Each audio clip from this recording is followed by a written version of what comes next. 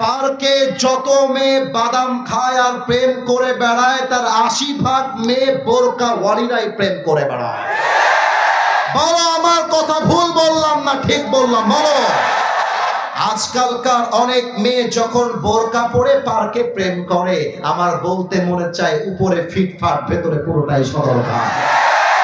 আর এমন ভাবে বোরকা পরে, হাতে মোজা পায়ে মোজা, মুখ ঢাকা চোখ ঢাকা, দেখলেই মনে হবে यार ये लड़की तो अभी के अभी जन्नत से भाग के दुनिया में आई है माशाআল্লাহ। কিন্তু আমি যখন দেখি একজন মেয়ে বোরকা পরেছে জাস্ট শো অফ হিসেবে, তখন আমার বলতে মন চায়, প্রিয় বোন, তুমি নামে মুসলমান হতে পেরেছো, তুমি কাজে মুসলমান হতে পারো না। ঠিক কিনা বলে? আমি ভূমিকাতে প্রথম কথা বলতে চাই, আমাকে কমিটির ভাই, এটা সিরাজগঞ্জের মাটি, এখানকার তো ভাবি আলাদা, দাপুটি আলাদা। আমার কানে কানে বলছে, হুজুর যা মন চায় বলবেন, কাউকে পরোয়া করার টাইম আপনার নাই।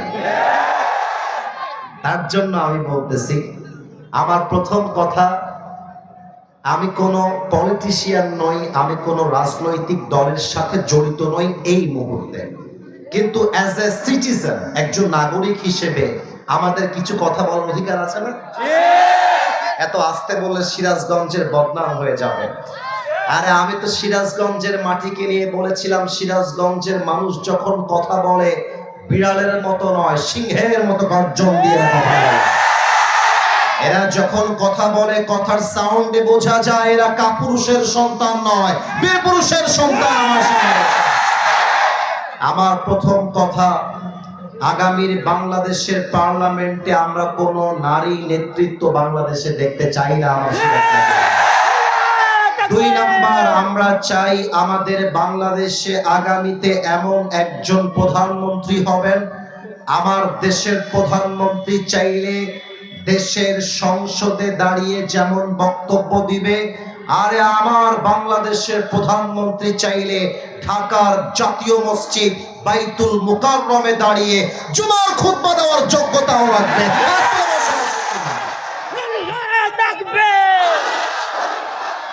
আমরা কোনো আবেগের কথা বলছি না, এটা আমাদের কলিজার দাবি, এটা আমাদের হৃদয়ের দাবি। আমার কোনো একটা মাহফিলে একজন বাধা দিয়ে, আপনারা দেখেছেন কি কাণ্ডটা সে ঘটিয়েছিল।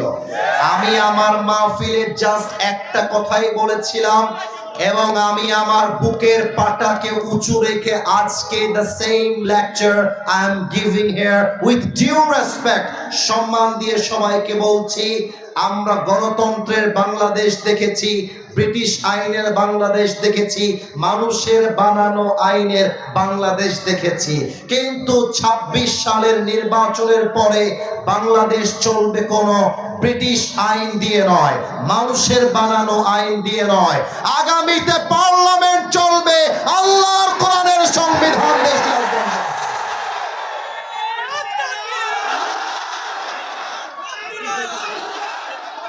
আমাদের শহীদ ওসমান হাদি আমাদেরকে শিখিয়ে দিয়েছে, বাঁচতে হলে বিড়ালের মতো ৫০০ বছর বেঁচে থাকার কোনো দাম নাই, আরে বাঁচতে হলে সিংহের মতো ১ ঘন্টা গর্জন দিয়ে আমরা বাঁচতে চাই।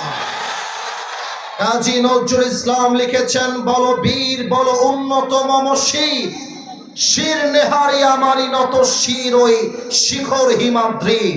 বলো বীর বলো মহাবিশ্বের মহাকাশ ফাড়ি, চন্দ্র সূর্য গ্রহ তারা ছাড়ি, ভুলক দুলক গোলক ভেদিয়া খোদার আসন আরশ ছেদিয়া উঠিয়াছে চির বিস্ময়, আমি বিশ্ববিধাত্রীর বলবীর, আমি চির অন্যতম মশির।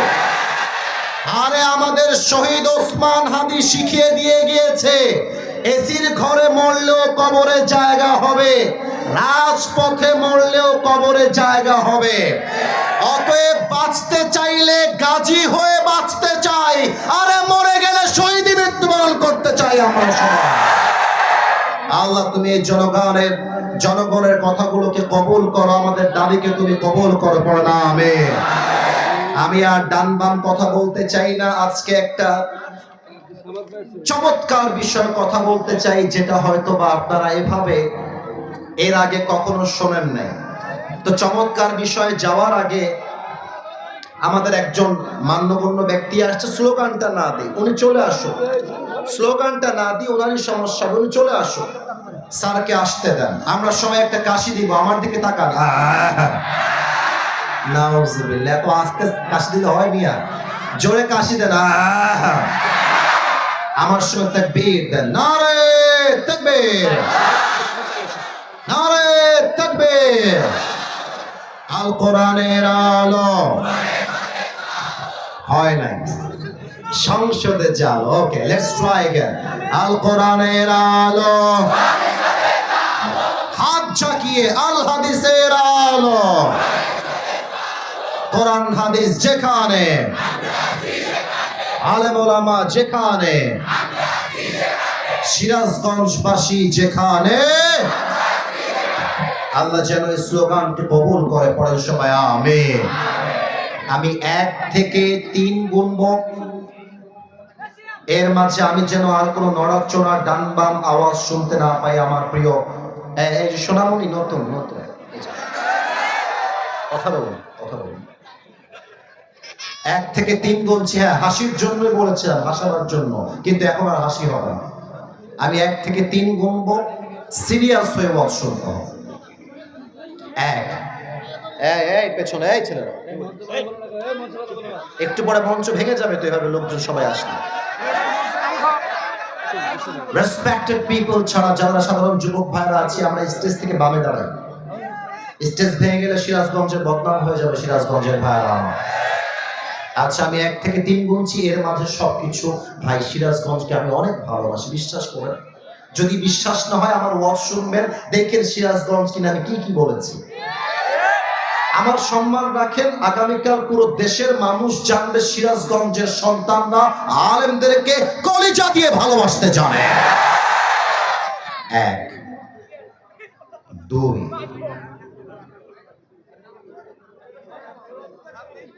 আস্তাগফিরুল্লাহ, আস্তাগফিরুল্লাহ, 3, মাশাআল্লাহ। পরিবেশ 95% সুন্দর হয়ে গেছে। প্রিয় সিরাজগঞ্জের সরঙ্গাবাসী, আজকে আমাদের আলোচনার বিষয় হচ্ছে এমন একজন মহিয়সী জান্নাতি নারীর জীবনী, যে নারীর নামটা আমি বলবো না, নামটা আপনারা বলবেন। আমি কিছু ক্লু দিচ্ছি, আমি কিছু আলামত বলে দিচ্ছি, দেখা যাক সিরাজগঞ্জের মুরব্বী এবং যুবকরা আমাকে আনসার করতে পারে কিনা। নবীজির উত্তর যেন আসতে না আসে। নবীজির কোন পুত্র সন্তান তথা ছেলের সন্তান দুনিয়াতে কেউ কি বেঁচে ছিল? উত্তরটা সঠিক, কিন্তু আসতে শুনলাম। কেউ কি বেঁচে ছিল? যখন কাফেররা নবীজিকে বলতে শুরু করলো যে মুহাম্মদ, তুই তো লেজ কাটা বংশের মানুষ, নাউজুবিল্লাহ বলবেন না? তুই লেজ কাটা বংশের হওয়ার জন্য তোর কোন সন্তান দুনিয়াতে বেঁচে থাকে না। বলেন সবাই নাউজুবিল্লাহ। কাফেররা যখন চতুর্পাশ থেকে নবীজিকে বাজে ভাষায় গালিগালাজ শুরু করলো, বাজে ভাবে কটাক্ষ শুরু করলো, নবীজি হতাশ হয়ে গেলেন। হায় হায়, আমার কোন সন্তান দুনিয়াতে বেঁচে থাকে না কেন? কাফেররা আমাকে গালি দেয় কেন? আমার কি এমন সন্তান আসবে না যার দ্বারা আমার বংশটা বিস্তার পাবে? নবীজির বংশকে বিস্তার করবার জন্য নবীজিকে একজন কন্যা সন্তান আল্লাহ তাআলা দিলেন। বলেন তো সেই মেয়েটার নাম কি ছিল? ফাতেমা রাদিয়াল্লাহু তাআলা আনহা। মাশাআল্লাহ, আমি তো উত্তর পেয়ে গেলাম। আচ্ছা, একজন নারী যার পেট থেকে 2 জন সন্তান এসেছে, 2 জনই জান্নাতের সর্দার, ওই নারীর নাম কি? আপনার ভয় পান কেন রে ভাই? বুকের পাটা আওয়াজ দিয়ে বলবেন। বলেন সবাই, কি মা? রাদিয়াল্লাহু তাআলা আনহা। আচ্ছা বলেন তো, আমার নবীজি তার প্রত্যেকটা মেয়েকেই ভালোবাসতেন। বাবারা মেয়েদেরকে ভালো একটু বেশি বাসে, আর মায়েরা ছেলেদেরকে একটু বেশি ভালোবাসে। কথা ভুল বললাম না ঠিক বললাম? বলো। দেখবা মেয়েরা বাবার কাছাকাছি থাকে বেশি, আর ছেলেরা মায়ের কাছাকাছি থাকে বেশি। ইভেন আমাদের মনের কষ্ট মাঝে মাঝে বাবা না বুঝলে কি হবে, আমাদের ছেলের কষ্ট মা কিন্তু ঠিকই বোঝে, তাই না? তো নবীজি সব মেয়েকেই ভালোবাসতেন, তবে একজন মেয়েকে নবীজি একটু বেশি ভালোবাসতেন। বলেন তো এই মেয়েটার নাম কি মা? রাদিয়াল্লাহু তাআলা আনহা। আচ্ছা বলেন তো, এক সাহাবী যাকে বলা হয় আসাদুল্লাহি আল গালিব, আল্লাহর সিংহ, ওই বীর বাহাদুর একজন নারীকে বিয়ে করেছিলেন। ওই নারীর নাম কি? মা রাদিয়াল্লাহু তাআলা আনহা। আজকে আমরা ফাতেমার বায়োগ্রাফিকে from beginning to the last as much as we can, যতটুকু আমরা পারি শুনতে চাই যে তার জীবনীটা কেমন ছিল। এখন প্রশ্ন হতে পারে, হুজুর আপনি একটু আগে বললেন পার্লামেন্ট চলবে কোরআন দিয়ে, আপনি একটু আগে বললেন দেশ চলবে আল্লাহর কোরআনের সংবিধান দিয়ে, ওই কথার সাথে ফাতেমার জীবনের সম্পর্কটা আসলে কোথায়? আমার কথা যুবকরা 100-তে 100 ভাগ একমত হবে। দেখেন আমি কি বলি, আজকাল বাংলাদেশে 90% যুবকের চরিত্র নষ্ট হয়েছে একজন নষ্ট চরিত্রহীন মেয়ের জন্য। আজকাল অনেক যুবক তার ক্যারিয়ারকে ভুলে মাদকাসক্ত হয়ে গিয়েছে একজন ধোঁকাবাজ নারীর পাল্লায় পড়ার কারণে। আমি দেখেছি অনেক মেয়ে আমাকে দেখার জন্য ওখানে দাঁড়িয়েছিল, ক্রাউড করছিল। With due respect, I salute all the women in this program. সবাইকে আমি স্যালিউট জানাই। তবে প্রত্যেকটা মেয়েকে বলতে চাই, সলঙ্গার এই মাহফিল থেকে, সিরাজগঞ্জের এই মাহফিল থেকে আমি তোমাদের বড় ভাই হয়ে বলছি, মাথায় রাখবা, দাড়ি টুপি রাখলে যেমন হুজুর হওয়া যায় না, বোরকা পড়লেই তেমন দিনদার ফাতেমার মতো মেয়ে হওয়া যায় না। সিরাজগঞ্জের শহরে যত মেয়ে প্রেম করে বেড়ায়, রাজশাহী গিয়ে যত মেয়ে পার্কে প্রেম করে বেড়ায়, আমি জানি এটা বললে অনেকের গা জ্বলবে, অনেকে আমার ব্যাপারে বাজে মন্তব্য করবেন, বাট আই ডোন্ট কেয়ার। আমি হক কথা বলবো, হক কথা বলতে আমি আসিফ হুজুর কোনো আপোষ করতে পারবো না। পার্কে যত মেয়ে বাদাম খায় আর প্রেম করে বেড়ায়, তার 80% মেয়ে বোরকা ওয়ালিরাই প্রেম করে বেড়ায়। বলো আমার কথা ভুল বললাম না ঠিক বললাম? বলো। আজকালকার অনেক মেয়ে যখন বোরকা পরে পার্কে প্রেম করে, আমার বলতে মনে চায় উপরে ফিটফাট ভেতরে পুরোটাই সরলতা। আর এমন ভাবে বোরকা পরে, হাতে মোজা, পায়ে মোজা, মুখ ঢাকা, চোখ ঢাকা, দেখলেই মনে হবে यार ये लड़की तो अभी के अभी जन्नत से भाग के दुनिया में आई है माशाআল্লাহ। কিন্তু আমি যখন দেখি একজন মেয়ে বোরকা পরেছে জাস্ট শো অফ হিসেবে, তখন আমার বলতে মন চায়, প্রিয় বোন, তুমি নামে মুসলমান হতে পেরেছো, তুমি কাজে মুসলমান হতে পারো না, ঠিক কিনা বলে? তাহলে ফাতেমা রাদিয়াল্লাহু তাআলা আনহার স্ট্যাটাস যদি জানতে পারেন, তার লাইফ স্টাইল যদি জানতে পারেন, আগামীকাল থেকে আশা রাখা যায় সিরাজগঞ্জের কোন মেয়ে তার স্বামীর চোখে চোখ রাঙিয়ে কথা বলতে পারবে না। ফাতেমার জীবনী জানলে কোন মেয়ে টিকটকে গিয়ে নাচতে পারবে না।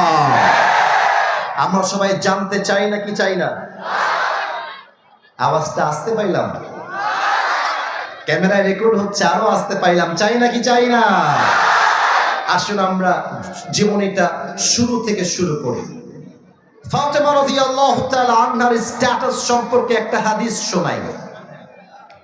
আল্লাহ রাসূল বলেছেন, নাদা মুনাদিন ইয়াউমাল কিয়ামাতি ইয়া আহলাল জামঈ গাদ্দু আবসারাকুম হাত্তা তামুররা ফাতিমা।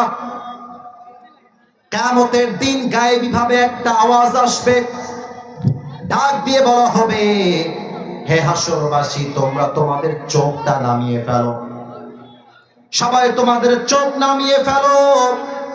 আর ডাক দিয়ে বলা হবে, যতক্ষণ পর্যন্ত ফাতেমা জান্নাতে প্রবেশ না করবে, কারো চোখ নিচু থেকে উঁচু হতে পারবে না। পান সুবহানাল্লাহ। What is status! জান্নাতে না যাওয়া পর্যন্ত হাসরবাসীর চোখ থাকবে নিচের দিকে। আল্লাহ রাসূল বলেছেন, এই পুরো পৃথিবীতে শ্রেষ্ঠ নারী হচ্ছে 4 জন। আমার দিকে তাকান, আমার 4টা আঙ্গুল দেখেন, সাউন্ড আরো বাড়ায় দাও, বেসটা ক্লিয়ার করে বাড়ায় দাও। আমার 4টা আঙ্গুল দেখে বলেন, পৃথিবীতে শ্রেষ্ঠ মহিয়সী নারী 4 জন। বলেন কয়জন? আওয়াজটা সিরাজগঞ্জের হয় নাই, আর একবার কয়জন? 1 মারিয়াম, 2 খাদিজা, 3 আসিয়া, 4 ফাতেমা রাদিয়াল্লাহু তাআলা আনহা। বিভিন্ন রিওয়ায়াতে নাম এক একটা কম বেশি আছে, কিন্তু কিছু রিওয়ায়াতে আল্লাহ রাসূল নিজেই বলেছেন সব নারীর মাঝে সেরা নারী হচ্ছে আমার মেয়ে ফাতেমা। তাও তো সুবহানাল্লাহ কইতে পারলেন না আপনারা। এখানে অনেক যুবক যাদের বউটো কেউ নাই, আমি জানি, সিঙ্গেল বসে আছে। আপনারা হাসবেন না, আপনার জন্য আমাদের যুবকদের বিয়ে হচ্ছে না। আচ্ছা, আমার বাপ যদি বলে আমাকে বিয়ে দিবে, কোন বাপের বেটা আটকাই দিতে পারবে? আমার মনে হয় যুবকদের বিয়ে না হওয়ার পেছনে বাপ মাই সবার আগে দায়ী। যুবক ভাই আছে কিনা বলেন? দেখেন নবীজি ফাতেমাকে বিয়ে দিয়েছেন কেমন করে, তাকবীর দেন, নারায়ে তাকবীর। খেয়াল করেছেন বিয়ের কথা বলার সাথে সাথে সবার মুখে হাসি চলে আসছে। তো এই যুবকদেরকে বিয়ে দিলে কত খুশি তারা হয়ে যাবে, তাই না বলো যুবক ভাই? ফাতেমার যখন বিয়ের বয়স হলো, একজন সাহাবী নবীর কাছে আসলেন। খুব মজার হাদিস, খুব মজার ঘটনা। এসে বলছে, ইয়া রাসূলুল্লাহ, আমি আপনার মেয়ে ফাতেমাকে বিয়ে করতে চাই, স্ত্রী হিসেবে আমি ফাতেমাকে পেতে চাই। হে রাসূল, এই ছেলে কই যায়, এটা এর জীবনেও বিয়ে হবে না। আপনারা উঠতে দিলেন কেন? খবরদার, দুই বিয়ে হয়েছে।